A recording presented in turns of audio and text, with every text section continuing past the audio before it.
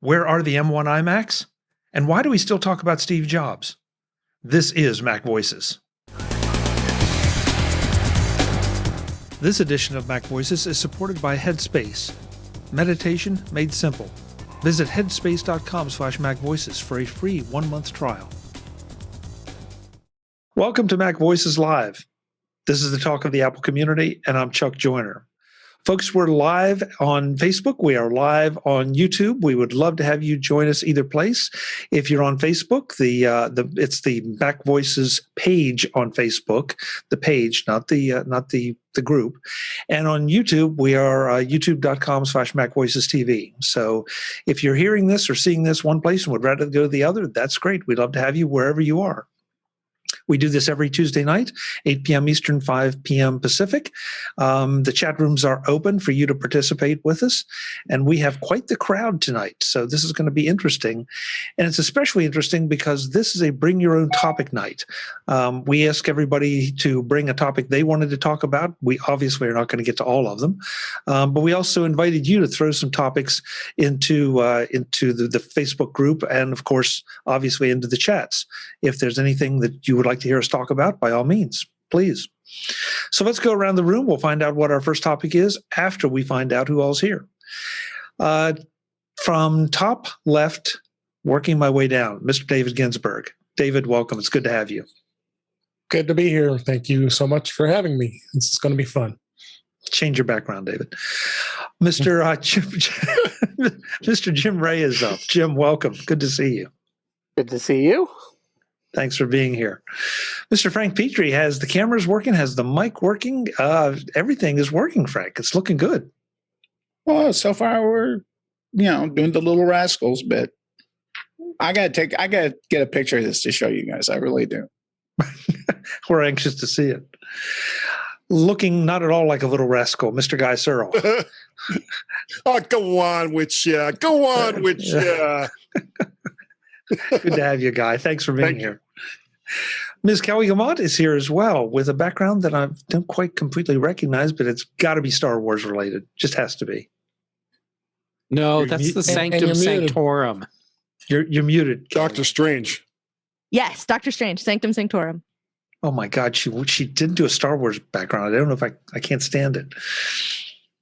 Well, okay. It was in keeping with our conversation when we were off air about MCU television and Marvel Entertainment Units, basically.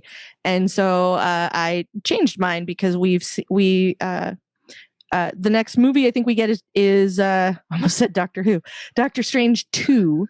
And so I thought I should use his hangout as my background.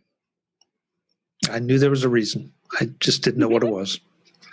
Warren Sklar is back. Warren, good to see you. Thanks for joining us. Thanks for allowing me to come back.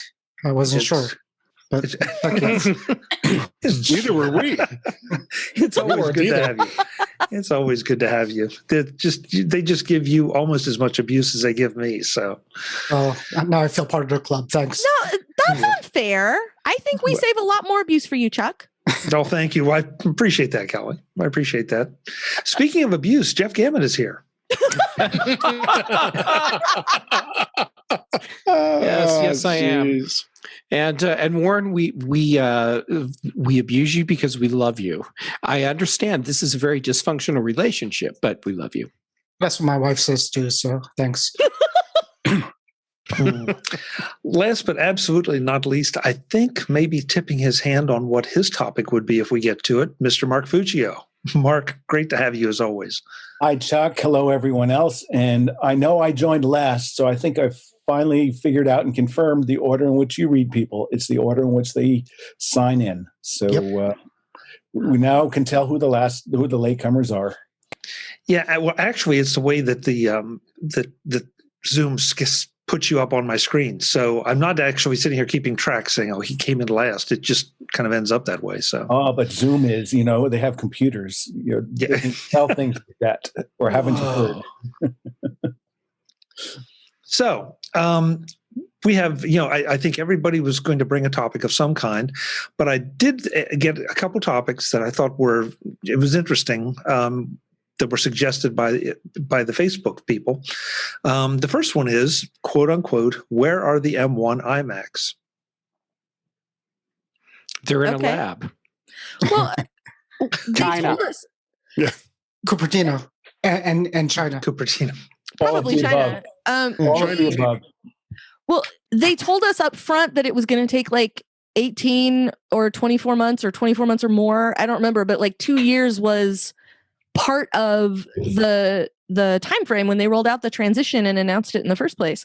So I'm not surprised we don't have iMacs yet. Like we only got these in November, like late November, because I think I got mine like hot off the presses, right? And that was like the first week of December. So I feel like it's just like it's going to be a question of what they can do to make the iMac compelling enough for people to want to change. Because the iMac is a monitor, a really, really nice monitor with a computer strapped on the back of it. So it seems like that's the one that they need to spend a little more time on and get it right. The question is what the future is for the iMac Pro, if any, given the rest of what we have. Like, do we get another iteration of the iMac and then the iMac Pro is the only one that's M1 or what? Like, honestly, I think what we're waiting for with the iMacs is M2. That's my stance. So I'm not surprised we don't see them. And I am presuming where they are is in a lab. Like someone said, they're trying to figure out how to make them compelling enough in a built-in desktop machine, which is a very different thing from the mobile chip, from the laptops that have it now, or even the mini that has it now, which are spun up out of the mobile hardware that we've been getting from Apple for the last decade. So, 15 years now almost. So what's stopping them from making an iMac that looks the exact same as the last one with the M1 or the M2 chip, just like they did with the mini and the Air, the Pro? I don't think they want to. Yeah, and that was what everybody was complaining about, Warren. You know that they didn't make enough of a change. They just slapped a new chip into the MacBook and sent it out. So I think, but it sold. I mean, the word got around. I mean, if there was an M1 iMac out there, I would have told my mom to get that one instead of the mini. So there would be nothing wrong with it. But no, not at all. I think the entry levels were just proof of concept. Mm-hmm. It's form has to follow a function. Not always. If you look at the machines that they put out when they did the transition from PowerPC to Intel, they were exactly the same as the ones that came before. They were basically looking to get the function down first, and then they worried about the form for the next generation. That's then I misspoke, but that's what I meant. Right. Yes. Well, yeah. Like it wouldn't surprise me if the iMac comes out looking exactly the same as it did before. If the 15 or 16-inch MacBook Pro looks exactly the same as it did before, and then sometime probably 2024 and above, we see the real innovation as far as design goes. I don't think there's going to be a big change. I agree. First generation. I agree with that. I think there's all these rumors out there about. I was going to say the rumors. The rumors of the redesigned iMac are all over the place, and then there's these rumors now of the 14 and 16-inch models of the MacBook, and using hopefully they're going to go with a mini OLED. Is that what they're looking to go to on the laptops? Yeah. So but I don't think they said they want to do mini OLED. I think the rumor was for a phone or for an iPad. I think there's two schedules going on here. And the most important one is, as Kelly said, the processor transition. So unlike when they did Intel, they were just using Intel processors. So, that was up to Intel and, they just stuck them in. But they probably don't want to do an iMac with the current M1, for example, especially if a new processor is coming out soon. They know what's going on.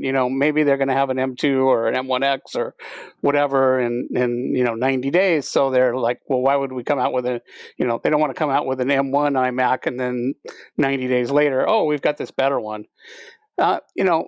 They could put it in the exact same box, or it might be different because we don't know what's been going on.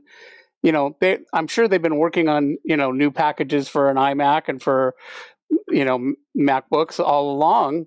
So, they may have had new packaging coming even if they didn't have a processor transition. So they could possibly do both at the same time. We just don't know.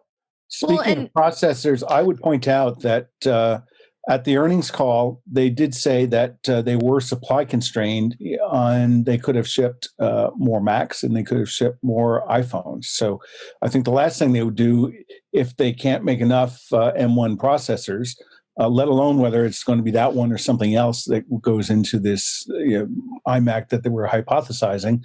The last thing they would do if they're supply constrained is put more fuel on that fire and introduce something else that they can't sell enough of. So I think for all of these reasons, there's plenty of rationale for why Apple is holding back, and we can throw lots of darts at the dartboard, and all we can guarantee is, one person or two people may be right, and a lot of other people just going to be wrong on their speculations. And I would be one of the ones that was right, by the way. Oh, it could be. David, we didn't hear from you, and I kind of go with Mark's theory that there are supply issues here, and why just create more of more dissatisfaction, by not being able to fulfill orders. Yeah, I was just going to make a comment about the chip shortage in general, because there's quite a chip shortage in the automotive industry. It's holding back manufacture of cars and trucks, and so that has a little bit of effect on this as well. So I can see why there would be the shortage overall, because they're obviously having some trouble getting these chips manufactured. So that's really the comment I want to put on that, but yeah, that does slow it down. Yeah. Well, think of the M1 as like the interim chip. This is the thing, is that the M1 is based on iPhones, right? The A series processor. iPhones and iPads have the A whatever or the A whatever X, A number X. So, the A14X processor or whatever. So what's in my laptop, what was in the developer kit, what's in the Mini, is something that is very, very similar in design and function and horsepower to what powers those mobile devices. So it makes sense that primarily mobile devices like a laptop, like a 13-inch MacBook Pro or 13-inch MacBook Air, would be the first place that they would put something like that. So it makes a lot of sense for it to be the mobile thing. So for the kind of horsepower that people tend to expect from a desktop, which is, when you need more computer, right? You buy a desktop machine, whether that's an iMac or a Mac Pro or, even in some cases a Mini. Like I think the M2 Mini is going to be something that we get hot on the heels of whatever else comes out as an M2. So my theory, and remember I run a home for Crackpot Theory, so this might be reasonable, but it might be completely bonkers, is that the M2 or the M3 is what's going to go into the iMac and the iMac Pro, because that's going to be the one that is everything we learned from making the M1 and putting an iPhone processor into a computer, and then leveling that up so that the iMac has the horsepower it needs, because the iMac is going to have to step up a little bit to be a more powerful machine to take the place of some of the people who thought that they needed a Mac Pro but actually don't need a Mac Pro, now that the Mac Pro costs the same as a car. So like for those folks, like you need to make it a compelling upgrade to come from the trash can and and like the other iterations of Mac Pro that people have had over the years. And so I think that's where that's going to go, is that we don't have an iMac because we don't have an M2, and I think that's when we'll see it. I want to know what Jeff thinks, though. I bet you do. Okay, first off, there's a lot to unpack with the question: where's the M1 iMac? And Kelly, I think you're partly right on the processors, except that whatever processor comes after the M1, it's already done and baked. Oh yeah. So where we will see what Apple learned from the M1 processor is in what comes third. Okay. And so then where's our iMac? Well, our iMac isn't here because, like Kelly said, people do expect more out of a desktop computer, and the iMac is Apple's flagship desktop computer. The big problem we have with going to M1 on an iMac today with the M1 processor is that we don't have enough I/O buses. So Apple needs to come out with a new chip that adds in more I/O buses. And once we have that, then we get the new iMac, and then we get the new MacBook Pro, and then these are the iterations leading up to the Mac Pro that will come if Apple's like really crazy at the end of this year. But I'm thinking WWDC next year. In addition to I/O buses, also more memory. Yeah, more memory, but more memory isn't as important now as it was with the Intel processors. So where I see more memory being important for the Macs moving forward will be for those specialized applications where you have to have massively big files open where you can't memory swap those files. And but for what most people are doing, there won't be any need to be worried about how much memory is in your computer anymore. Okay. I think that's an urban myth. Well, maybe, and we'll know which one of us is wrong within 24 months, or less.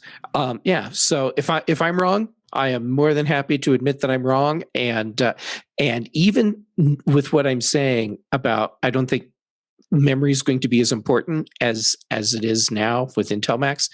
Whenever I get my first M series Mac, I wanted to have as much RAM as I can possibly get in it, because why wouldn't I? I have 8 in this one, and it's perfect. I mean, it's my Mac Mini M1 is 8. It's fine.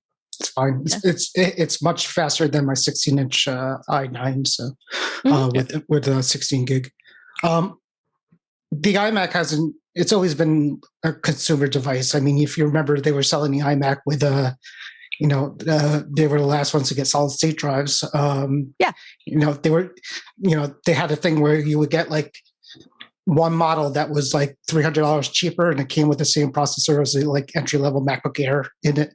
So they are not afraid to make cheap iMacs. They've done it before. Sure. And I think if they released an iMac with the M1 chip and 2 USB-C ports on the back of it, and so get a dongle or dock to hook it up to something else, I think a lot of people will buy it, because the word is going around that, hey, these laptops are fast. You go to an Apple store, you'll say, you'll hear somebody say, I have the M1 MacBook Pro, and it's faster than any computer I used before. I like that one with the big screen. I'm going to get that one that has the same processor.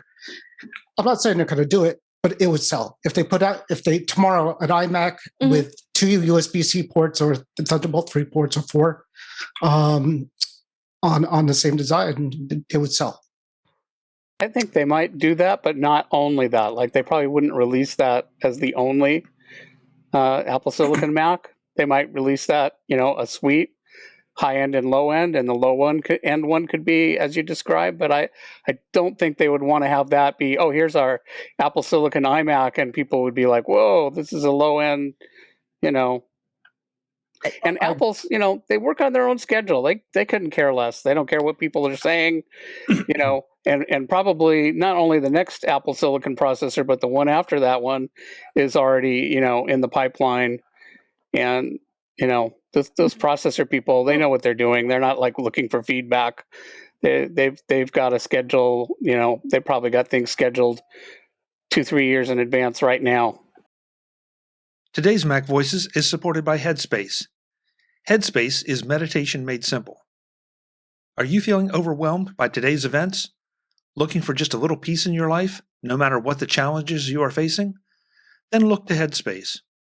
What I like about Headspace is that it doesn't take any prior experience, any studying, or any adoption of someone else's philosophy to get started and reap the benefits of Headspace's guided meditation. The only thing you need is the desire to achieve a goal, and you set that goal. Better sleep, more focus, or just basic stress relief. Choose your goal, and Headspace will direct you to a meditation targeted at that goal. And we're not talking about just 3 or 4 meditations to choose from. There is an extensive library, everything from morning meditations you can do with your kids to a 3-minute SOS meditation that can help rescue you when the next crisis hits. because it seems like there's always a next crisis. You deserve to feel happier, and Headspace is meditation made simple. Go to headspace.com/MacVoices.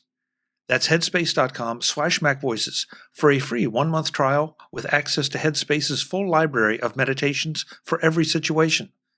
That's the best deal offered right now, so head to headspace.com/MacVoices today. Thanks to Headspace for their support of MacVoices. Well, and I think that's where the Mini fits in that slot of there are fewer ports on the M1 Mini than there are on the Intel Mini. So I think that one is kind of taking the place of that entry level iMac that you're talking about, Warren. Yeah, definitely. My mom's just replaced hers, and she would have gotten an iMac. Yeah. If it had the M1 chip, I would have suggested it, but it doesn't. Sure. So we're going the other route with the Mini. So definitely, absolutely. Yeah, it's an awesome machine. Yeah. Okay, so I'm going to call wrap to this question and move on to the next one. I have a quick question.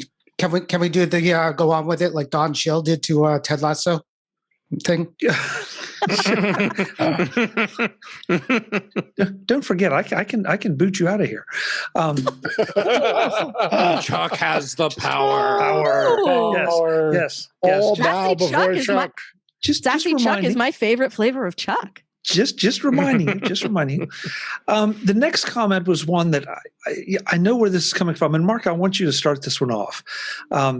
John had suggested on Facebook that we ask, how did he say it? I want to make sure I get it because he really said it very succinctly. Stop bringing up Steve Jobs. He's 10 years gone.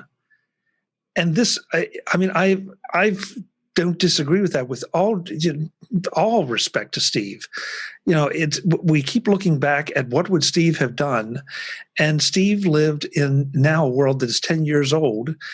It was a lot different than it is right now, and yet we all go back. Is it because he was such a great leader and such a great innovator? Are we all just getting that old that we look back at the good old days when Steve Jobs was there?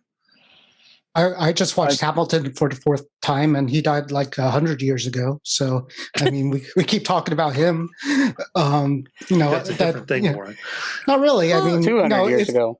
Yeah, I mean, it's not really. I mean, they keep talking about somebody who made a dent in history, and especially in our area, we talk about him because it's historical. It led to what is happening now, and maybe if he was still alive, things would be different, or maybe they wouldn't be. Yeah, Mark, I want your take on this because you're the business guy here. You and I are the business guys. So I think when people say, first of all, you'd have to understand in the context in which the question was asked if he had any specific reference that he was talking about. But my observation is that looking back at Steve seems to come in one of two contexts. One is, people reminiscing about the past and talking about evolution of Apple and their evolution and growth with Apple products. Then the other thing I see a lot, and maybe this is a point of the question, is it seems to me a lot of people raise the specter of Steve Jobs when they're about to express, or as they are expressing, displeasure with some particular action or strategy that Apple is taking. And I think for that, the reality is, the guy's been dead. He's, he made tremendous amount of contributions, but he's gone. He very willingly, during his lifetime, planned for his succession and groomed Tim Cook and turned the reins over to him. And according to Walter Isaacson's book, his biography of Jobs, I think he said that Tim, you have to do what's right. Don't think about what I would do. You do what's right for Apple and move forward. So that's, I think, the spirit with which we should all look at it. That's a very balanced perspective, and I like that a lot. Jeff, how about you? You were covering, on a professional basis, you were covering Apple for a lot of years, and I'm pretty sure you were there when Steve was there as well. Mm-hmm. Mm-hmm. So, I mean, I think Mark said it well. He made so many great contributions. Is that the way you take this? Do you get tired of hearing this constantly second guess everything through the lens of Steve Jobs? Well, first, it wasn't always so great when Steve was around. And we have a lot of crap products that came out with Steve Jobs' blessing. So don't forget that. Now, iPod Hi-Fi. iPod socks. iPod socks. Hockey puck mouse. G4 Cube. Oh, I love the Cube. It was weird, but I love it. The Cube was great, yet at the same time, it was a really bad product decision. It was. So, I mean, there are plenty of things we can point at from when Steve Jobs was there where they made bad product decisions. What I have experienced, generally speaking, when someone says, well, if Steve Jobs were here, or Steve Jobs would have done whatever, they're invoking the name of Steve Jobs because they don't like what's currently happening. And so they will use Steve Jobs as their excuse for why it wouldn't be this way. And of course, he's 10 years gone, and there's no way to know what he would have done. Apple would be a different company than it is today if Steve Jobs were around. And I think we would see some different products. I don't think Apple would be a services company today. And I think that would actually be a problem for the company. As much as I appreciate Steve Jobs' legacy, and again, I got into the Apple world a lot later than most of you guys did. So, but looking back on history, it's just that, it's history. Is it something that we should be really? I mean, yeah, it's fun to reminisce, fun to look back and to discuss these things. But we need to look to the present and to the future and to see where Apple has gone from when the iPhone first came out to today. That this is where Apple is, and I think they've done just an amazing job of getting to where they are at this point. So I really think that I agree with a lot of these folks that, yeah, as much as I like to see the history and to see all the things that would happen when Steve was leading things, it is time to move on. But you still have to respect him and still support each year that we have the anniversary of his death and the anniversary of his birthday, and respect that. But I think we should look to focus on what's going on to today and to the future. I have an addendum to that. Yes. And you're totally spot on, Dave. I think what people should be saying instead of, well, if Steve Jobs were here, it would be, what would Steve Jobs think of what's happening now? And the answer, I believe, is not the answer people are implying when they would ask that question, because the answer they're implying is he would hate it. I think we'd be very impressed with what Tim has done with the company, and he would be very excited to see where it's going. And because we know at this point, there's no way he could have been running the company anyhow, even if he had been able to survive pancreatic cancer. He wouldn't be in a place where he could do it. But I think he would have a lot of respect for what Tim has done with the company, and I think that he'd have a big smile on his face while he's sitting on his iMac powered yacht, just soaking up the sun and enjoying life. I think Craig in the chat room says he points out that Steve Jobs was involved with Next computers, and of course, a lot of Next technology made its way over to Apple when Steve came back. So it is very interesting, I think, to look at how it all evolved. And David said, "Well, look, I mean."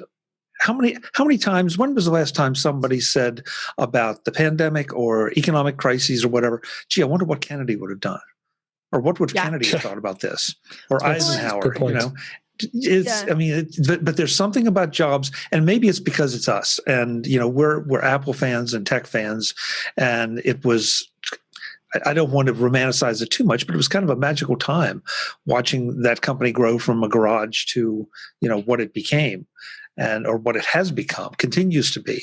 So I bet people in the political field probably do. Out in 1985. So for 12 or 13 years, other than what the press would make of whatever his latest doings was, He had nothing to do with Apple. Right. And he sold all of his stock for other than one share. And I think that's part of this is when you talk about bringing him up, like, what are you talking about? Because I do talk about Apple a lot as a company. And sometimes what we talk about is the history of Apple as a company. And when we talk about the history of Apple as a company, you have to talk about the time when Steve ran things and the time when he did not, and the time when he came back and then turned things over to Tim. Like, those are the phases of Apple history. So if you're going to talk about like, this is how things were, and this is where we are, and, you know, based on what we know of those things, here's where we're going, that's a different conversation. And that's not putting him on a pedestal or acting like he knew all, or, you know, to Jeff's point, made 100% amazing decisions. Socks. I'm serious. So I think it sort of depends on what you're talking about with that. Like, to say that he was an impactful person when it comes to consumer technology is an understatement. You know, just in apolitical sort of Wikipedia style terms, right? Like, so many people have a computer that wouldn't have had one before. So many people have a computer in their pocket that wouldn't have had one otherwise because of Steve Jobs. So it's not to say that he was not impactful, but talking about like Steve wouldn't have done that. Like, you don't know. I mean, I agree with Jeff. I don't think they'd be a services company, and I do think it would be to their detriment because he wasn't on top of it all the time. But I think it sort of depends on the mentioning that you're making. So there's a certain amount of why you're bringing him up that matters. Yeah, and knowing John, I think it's just a matter of, you know, it just feels like you're taking that, instead of taking two steps forward, you're taking one step forward and one step back, then one step forward and one step back. And, you know, again, if you're talking about company history, absolutely. How could you not talk about Wozniak and Jobs? But if you're talking about Apple today moving forward, it's Tim Cook and his crew. And so, yeah. I kind of agree. It's time to stop trying to pass it through what Steve would have done. You know, Steve, to me, it's mostly, if you have to invoke the name of Steve Jobs to make whatever point it is you're going to make about what Apple is doing today, you've pretty much already lost the argument, because you have no idea what Steve Jobs would have done or Steve Jobs would have said. Nobody does. He's been gone for 10 years. And 10 years, especially in technology, is a really, really long time. It's an age of civilization, and it makes your argument lazy because you're trying to hide behind something instead of saying, I disagree. I don't think this would work. And you're putting it off on someone else who can't defend themselves. That's a really good point. Whenever anybody does that, I just immediately disregard them because of just that point. On the other hand, you just put, you know, Jobs and Wozniak together. I wouldn't do that. I mean, Wozniak had really no effect on the company after about 1980, where, you know, Jobs. I think Steve Jobs would have disagreed. I see what you did there. In the next edition of Mac Voices, we wrap up this Mac Voices live discussion of invoking Steve Jobs' name after all this time, and it also somehow morphs into a discussion of Tim Cook and his successors. We talk about the G3-enabled Mars rover and what it takes to put a chip into space, and a whole lot more. That's next time on Mac Voices. I hope you'll join us then, but until then, I'm Chuck Joyner. Thanks for watching. Visit MacVoices.com for show notes and to connect with Chuck on social media. Get involved in our Facebook group or like our Facebook page, and get more out of your Apple tech with Mac Voices magazine, free on Flipboard and on the web. And if you find value in it all, consider supporting us through either our Patreon campaign at patreon.com/MacVoices, or by making a one-time donation via the PayPal link on our front page and in the show notes of each episode. You will join these fine people who help bring you Mac Voices.